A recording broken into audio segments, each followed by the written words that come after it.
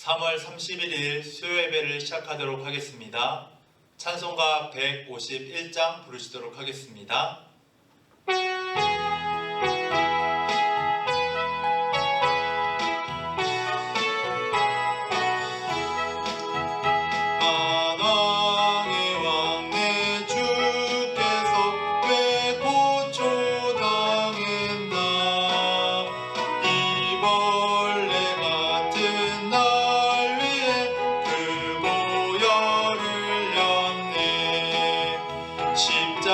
십자가 내가 처음 볼 때 나의 맘에 큰 고통 사라져. 오늘 믿고서 내 눈 밝았네. 참 내 기쁨 영원하도다. 주 십자가 못 박힘은 속죄함 아닌가. 그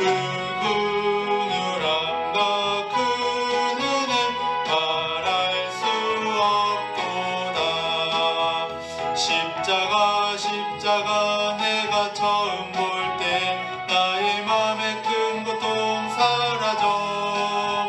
오늘 믿고서 내 눈 밝았네. 참 내 기쁨 영원하도다. 늘 울어도 그 은혜 다 갚을 수 없네. 나 주님께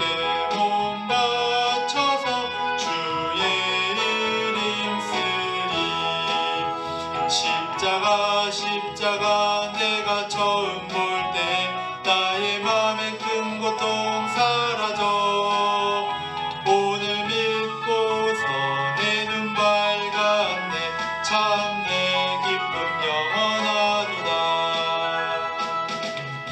아멘. 오늘 하나님께서 주신 말씀은 요한복음 13장 21절에서 32절까지 말씀입니다.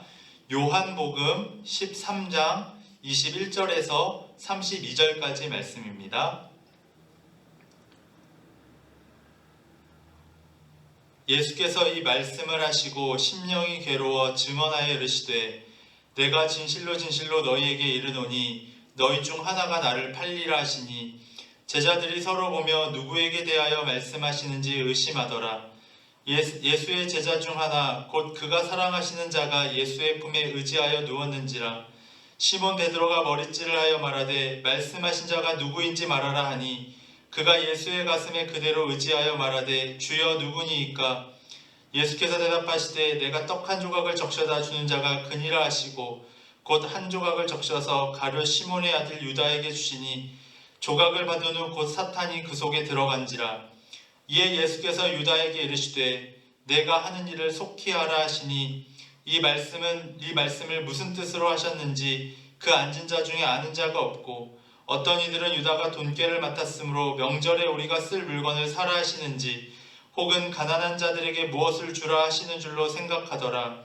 유다가 그 조각을 받고 곧 나가니 밤이러라. 그가 나간 후에 예수께서 이르시되 지금 인자가 영광을 받았고 하나님도 인자로 말미암아 영광을 받으셨도다. 만일 하나님이 그로 말미암아 영광을 받으셨으면 하나님도 자기로 말미암아 그에게 영광을 주시리니 곧 주시리라. 아멘. 오늘도 영상으로 수요예배 드리시는 모든 성도님들에게 주님의 은혜가 가득하시기를 바랍니다. 오늘 본문 말씀의 배경은 예수님이 제자들과 마지막으로 식사를 하시고 있는 장면입니다. 이 식사를 하고 있는 가운데 우리가 만나는 사람이 한 명 있는데 그것은 바로 예수님의 제자였던 유다라는 사람이었습니다. 유다는 돈꾀를 맡은 자였고 말씀 속에서 살펴보면 굉장히 똑똑하고 계산이 빨랐던 사람이었던 것 같습니다. 그렇기 때문에 그는 한 여인이 예수님께 나와서 향유를 부을 때 그 돈으로 향유를 팔아서 300데나리온이나 되는 돈을 가지고 가난한 자들에게 오히려 나눠주면 더 좋았겠다, 이런 이야기를 했던 사람이죠. 그런데 참 아이러니한 것은 그가 예수님을 팔 때 받았던 것은 은 30이었다라는 것입니다. 그만큼 계산이 빠르고 똑똑했던 사람이 오히려 어리석은 선택을 하게 되고 예수님을 배반하는 사건을 일으키게 되는 것이죠. 이 모습을 보면서 참 인간이 아무리 똑똑한 것 같고 대단한 것 같아 보이지만 참 연약할 수밖에 없는, 어떻게 보면 상식적으로 잘 이해되어지지 않는 행동들을 할 때가 많다라는 것이 느껴집니다. 그리고 또 한 가지 말씀을 묵상하면서 제가 깨닫게 되는 것은, 우리는 유다에 대해서 많은 비판을 하고 비난을 합니다. 예수님을 배신한 자라고 그렇게 우리는 비판하고 비난합니다. 사탄이 그 속에 들어간 사람이라고 그를 비난합니다. 하지만 과연 우리도 유다와 같은 위치에 그 당시에 그곳에 있었다라면 우리는 다른 선택을 했을까? 제3자의 입장에서 보면 너무나도 유다를 쉽게 평가할 수 있지만, 내가 만약 그 자리에 있었다면 나는 유다와 다른 선택을 할 수 있었을까? 이런 생각을 다시 한번 하게 됩니다. 그런 생각을 하게 되면서 참 인간이, 또한 제 자신이 연약할 수밖에 없는 사람이구나. 정말 강해 보이지만, 뭔가 할 수 있어 보이지만 아무것도 할 수 없고 어리석은 행동밖에 할 수 없는 것이 바로 나의 모습이구나라는 것을 보게 됩니다. 그러면서 유다를 내가 비판만은 할 수 없겠구나. 나도 정말 유다와 같은 위치에 있었다면 나는 어떤 선택을 했을지 나도 확신할 수 없고 확답할 수 없겠구나 라는 마음이 들었습니다. 그런데 중요한 것은, 나도 그렇게 연약하고 나도 그렇게 무너질 수밖에 없으니까 그냥 나의 존재에 대해서 한심하게 그냥 아쉬워하며 그렇게 한탄하는 것이 중요한 것이 아니라, 오늘 말씀 본문은 유다가 예수님을 배신했다, 그러니 유다는 나쁜 사람이고 유다는 잘못한 사람이다, 이것을 이야기하려고 하는 것이 아니라, 유다는 예수님을 배신했지만 예수님께서는 끝까지 유다를 사랑하셨다라는 것입니다. 우리가 본문 말씀 속에서 더욱더 살펴봐야 하는 것은, 유다처럼 나도 예수님을 배신하면 어떡하지? 이런 것에 대해서 걱정하고 고민하는 것보다 더 중요한 것은, 그 배신하는 유다마저도 예수님께서는 사랑하셨기 때문에 십자가를 지셨다라는 것입니다. 혹시 누군가에게 배신을 당해보신 경험이 있으십니까? 아마 작고 크게는 있겠지만 아마 누군가에게 그런 경험들을 아마 해보셨을 것입니다. 배신당한다는 것은 굉장히 치욕스럽고 또한 우리의 존재가 무너지는 경험입니다. 내가 누군가에게 신뢰를 주고 누군가를 믿었는데 그 사람이 나를 배신했을 때 느껴지는 그 모욕감과 그 절망감은 이루 말할 수가 없는 것이죠. 그런데 예수님께서는 호산나 호산나 외치며 예루살렘에 입성할 때 사람들이 정말 예수님을 왕이라고 치켜 세우다가 이 고난주가 며칠 만에 그들은 다시 예수님을 십자가에 못 박으라고 배신을 했습니다. 그리고 예수님을 가장 근처에서 따랐던 유다마저도 예수님을 배신했습니다. 그것이 우리의 모습이죠. 그런데 예수님은 그렇게 모든 사람이 다 배신하고 떠나갔을 때 그 사람들을 위해서 십자가를 지셨다라는 것입니다. 사람들은 배신하고 떠나갔지만 예수님은 끝까지 그 사람들을 사랑하셨다라는 것입니다. 그렇기 때문에 이 본문 말씀이, 또 오늘 하나님이 주시는 우리에게 주는 말씀이 희망이 되고 소망이 되는 것이죠.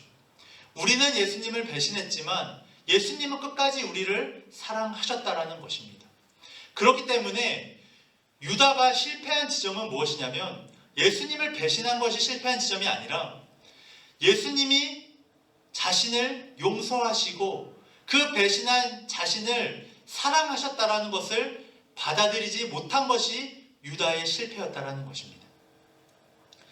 베드로도 똑같이 예수님을 부인하지 않겠다 했으면서도 그가 3번이나 예수님을 부인했습니다. 그럼에도 불구하고 베드로가 돌아올 수 있었다라는 것은 예수님의 사랑을 알았고 예수님의 부활을 믿었기 때문이죠. 그런데 우리는 유다가 배신했기 때문에 그가 실패했다라고 생각할 수 있지만, 본문 말씀을 통해서 알 수 있는 것은 유다가 예수님을 은 30에 팔았기 때문에 그가 실패한 것이 아니라 은 30에 팔았음에도 불구하고 예수님이 자신을 사랑하신다라는 것을 믿지 못했고 예수님의 부활을 믿지 못했던 것, 그것이 유다가 실패한 지점이라는 것이죠. 오늘 이 말씀을 통해서 우리도 우리가 유다와 같이 똑같은 실패를 반복하지 않기 위해선 우리가 예수님의 부활을, 또한 예수님이 죽기까지 우리를 사랑하셨다라는 것을 우리가 믿고 신뢰하고 소망해야 한다는 것입니다. 유다에게는 소망이 없었습니다. 왜냐하면 예수님이 십자가에 못 박히면 다 끝나는 줄 알았던 것이죠.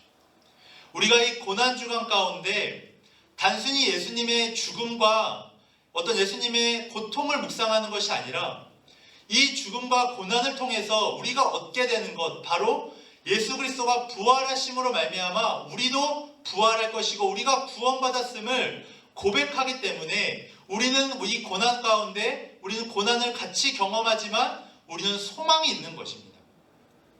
그런데 예수 그리스도의 우리가 부활을 소망하지 못하면 우리는 때로 실망하고 좌절하고 넘어졌을 때 다시 일어날 수가 없습니다. 유다가 다시 돌아오지 못했던 것은 예수님의 부활을 믿지 못했고 예수님의 사랑을 믿지 못했기 때문입니다. 내가 예수님을 배신했는데, 내가 예수님의 사랑을 저버렸는데 이제 예수님은 나를 사랑하시지 않겠지.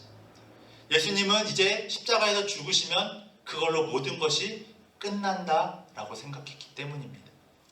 예수님의 부활을 믿지 못했고 예수님의 사랑을 믿지 못했기 때문에 유다는 스스로 목숨을 끊는 선택을 하게 되었던 것이죠. 오늘 또한 수요예배를 드시고 오늘 하루를 이제 마무리하며 돌아보실 때, 또한 나의 삶을 돌아보셨을 때 나는 예수님을 얼마나 배반하고 배신하고 살아가고 있는가 한번 되돌아보셨으면 좋겠습니다. 가장 좋은 것은 우리가 예수님을 배신하지 않는 것이죠. 예수님을 잘 따르고 순종하며 따르는 것입니다. 그런데 우리 인간의 연약함 때문에 우리는 예수님의 사랑을 저버릴 때가 굉장히 많죠. 그것을 당연히 여기고 어쩔 수 없으니까 똑같이 살아야 된다 말씀드리는 것이 아니라 그렇게 우리는 무너질 수밖에 없고 연약한 존재인 것입니다. 그런데 그 모습만 보면 우리는 다시 일어날 수 없습니다. 그런데 그런 우리를 사랑하셔서 예수님께서 십자가를 지신 것입니다. 예수님이 우리가 뭔가 대단하고 우리가 힘이 있어야 우리를 사랑하셨다면, 우리가 한 번도 실수한 적 없고 우리가 한 번도 잘못한 적이 없어야 예수님을 사랑할 수 있다라면 아마 아무도 예수님을 사랑할 수 없고 예수님을 제대로 따라갈 수 없을 것입니다. 그런데 실수투성이고 날마다 넘어지지만 우리의 그 연약함보다 예수님의 사랑이 더 크시기 때문에 때로는 배신하고 도망치는 우리를 위해서 예수님께서는 십자가를 지신 것입니다. 어떻게 보면 세상의 희망, 어떻게 보면 세상이 요구하는 것을 예수님이 배신하신 것이 바로 십자가였다는 것이죠. 세상의 욕망과 어떤 세상의 욕심을 배신하신 예수님의 사랑이 바로 십자가였다는 것입니다. 우리는 예수님의 사랑을 배신하고 세상으로 떠났지만 예수님은 그 세상의 욕망을 배신하시고 세상의 논리와 원리를 배신하시고 우리를 사랑하셔서 우리를 위하여 십자가를 지신 것입니다. 그렇기 때문에 고난주간을 보내고 있는 우리가 더욱더 묵상해야 될 것은 유다가 그렇게 배신했기 때문에 유다는 나쁜 사람이다. 아니면 유다처럼 우리도 연약하기 때문에 우리도 어쩔 수 없다. 이런 생각에 빠지는 것이 아니라 때론 우리가 유다와 같이 넘어지고 실망하고 예수님을 배신하고 쓰러진 우리의 존재, 아니면 바쁜 일상 가운데 예수님을 생각하지 않고 예수님과 동행하거나 예수님을 따라가는 것은 전혀 생각하지 않고 그저 세상의 원리와 논리대로 살아갔던 우리, 예수님의 사랑을 배신하며 살아갔던 우리를 끝까지 사랑하시는 그 예수님을 우리가 다시 한번 붙잡고 나아가는 시간이 되시기를 바랍니다. 이 고난주간이 정말 예수님의 그 사랑을 다시 한번 깨닫고 우리도 예수님을 사랑하는 마음으로 살아가실 수 있는 고난 주간이 되시기를 바랍니다. 예수님은 우리에게 무언가 대단한 것을 요구하시는 것이 아니라 주님이 우리를 사랑하셨다는 것을 우리가 깨닫고 우리도 주님을 사랑하고 주님과 동행하는 삶을 살아가는 것, 그것을 원하신다는 것입니다. 우리가 예수님을 따르기 위해서 바리새인들처럼 뭔가 규칙을 잘 지키고 뭔가 대단한 일을 하고 주님께 무언가 많은 것을 바쳐야지만 예수님이 사랑하시는 것이 아니라 예수님을 때로는 배신하고 도망치는 자마저도 예수님은 사랑하신다라는 그 사랑을 깨닫고 우리가 다시는 주님을 배신하지 않겠습니다. 그러면서 우리도 예수님을 사랑하겠습니다. 예수님을 따라가겠습니다. 이제 예수님을 제자로서의 삶, 또한 부활을 신뢰하며 부활의 소망을 가지고 죽음마저도 이기는 사랑으로 주님을 사랑하며 살아가겠습니다. 이렇게 다짐하며 살아가시는 모든 성도님들이 되시기를 바랍니다. 우리의 완벽함을 주님은 요구하시는 것이 아니라 우리의 사랑을 주님은 원하신다는 것이죠. 그렇기 때문에 오늘 본문을 통해서 유다는 예수님을 배신했지만 그 배신한 유다마저도 예수님은 사랑하셨습니다. 그런 것처럼 오늘 우리의 삶을 다시 한번 되돌아보시면서 나는 얼마나 많이 예수님을 배신했나, 얼마나 예수님의 사랑을 모른 채 살아갔었나 한번 우리의 삶을 철저하게 점검하고 되돌아보시고 그러한 내가 예수님을 배신하고 도망쳤던 부분들이 있다면 주님 앞에 회개하시고 예수님, 내가 주님을 사랑하며 살아가겠습니다. 내가 배신했을 때 그마저도 나를 사랑하셨던 그 주님의 사랑을 깨닫고 내가 주님을 사랑하며 살아가겠습니다. 그리고 이것으로 끝나는 것이 아니라 주님이 부활하심을 믿고 그 부활의 소망으로 살아가는 자가 되게 하여 주시옵소서. 이렇게 기도하시며 나아가시는 모든 성도님들 되시기를 바랍니다. 기도하시도록 하겠습니다. 주님 감사합니다. 십자가의 고난을 겪으시면서까지 우리를 사랑하여 주시니 감사합니다. 하나님, 우리도 주님을 사랑하게 하여 주시옵소서.